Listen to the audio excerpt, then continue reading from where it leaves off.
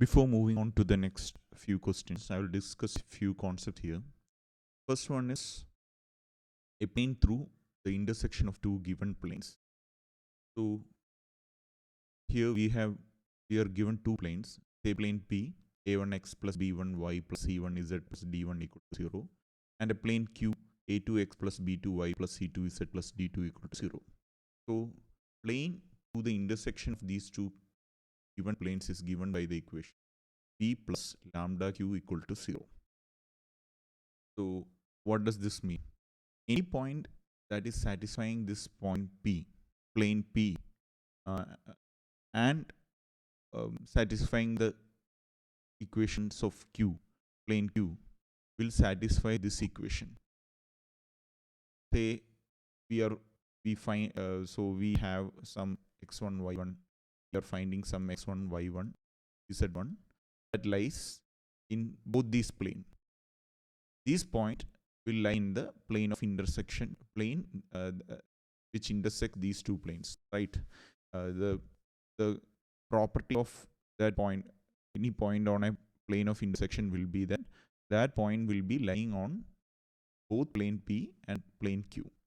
So since x1 y1 z1 satisfies equation P and satisfies equation Q, if an equation of this form, P plus lambda Q, will also be satisfied by this point.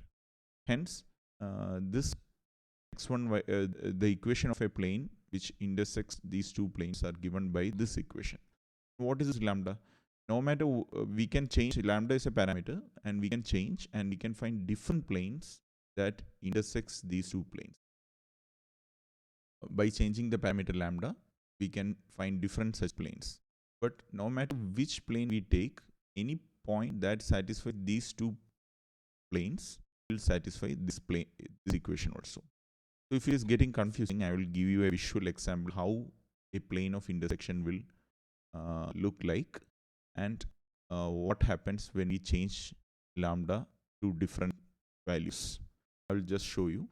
See this image, which is shown in the right. Now, let's say the plane P is represented by the red plane, and plane Q is represented by the blue plane. Now as you can see, there is definitely a line of intersection like this. A line of intersection. You can see a line of intersection, right? Now our plane which pass through the intersection of these two planes will have that line, will contain that line of intersection you see here. So I will just show you one example. I will draw a plane that pass through the intersection of these two planes. Now this yellow plane pass through the intersection of these two planes, and as you can see, this line of intersection of these two planes is contained in this yellow plane. So if you find a point that satisfies both P and Q, it will lie in this line, right? And that point lies in this yellow plane also. So yellow plane, we find yellow plane by giving some arbitrary value to lambda. Now what happens if, I will show you what happens if you change lambda to another value. You will get a different plane that passes through the plane of intersection. I will just show you. Now I changed the lambda a bit. Now we got a different plane which passes through the intersection, which contains this line segment, but different than yellow plane. So now green plane is also a plane that passes through the intersection of these two planes, which I got by changing lambda a bit. Now I will just change lambda to another value and see. So now I changed the lambda to another value. Now I got a different plane which is shown by the black color. This plane also passed through the intersection of our original two planes. I will just remove the other two planes. Now you see this black plane also passed through the intersection of these two planes, and which contains this line, which I got by changing the lambda bit. So lambda is a parameter which we can change to find different number of planes which pass through the intersection of the given two planes. P plus lambda q is the general equation which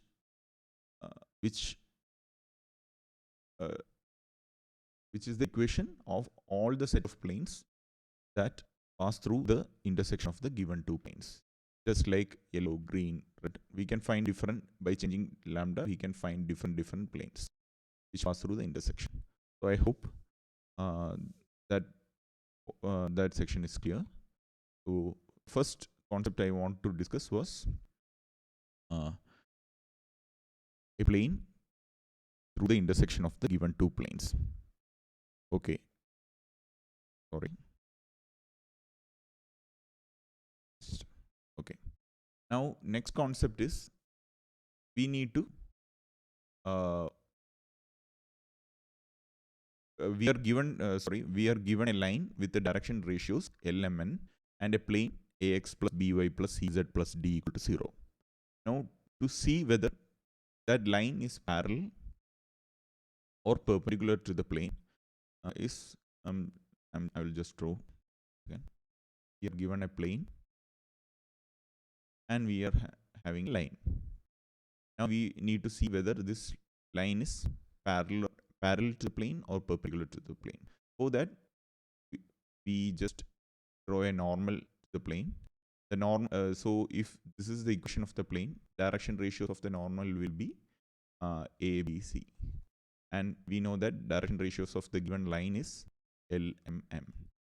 Now, to see whether these two line and plane are parallel, we just need to check whether the normal and this given line is perpendicular. So what is the condition? That is, we have already discussed that the condition will be AL plus BM plus EN is equal to 0. If this is true, then that means normal is perpendicular to the given line, and that means the line is parallel to the plane. Similarly, we can check line is perpendicular to the plane by seeing whether normal and plane if you have a normal like this, and if we have a plane like this, a line like this, and if the normal and given line is, and normal direction cosines will be ABC. If these two lines are parallel, then mean the given line is perpendicular to the plane.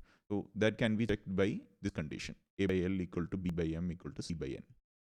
So we can check whether a given line is perpendicular or parallel to the given plane using these two conditions. Another concept is angle between a line and a plane. To find an angle between a line and a plane, we just need to find the complement angle between the line and the normal to the plane. So we have a plane like this, and we have a line like this. So we need to find this theta. So instead, we just draw a normal. So normal, and find the angle between this and this, theta dash, and we take the complement of theta dash to find this theta. That is the concept. So to find the angle between a line and a plane, we just find the angle between this line and normal, and then take the complement of that angle. So complement will give you theta. So that is the concept. So these are the concepts I want to discuss before discussing the next few questions. So we will be using this concept in the next few questions. I hope this is clear. If there is any doubt, please do comment.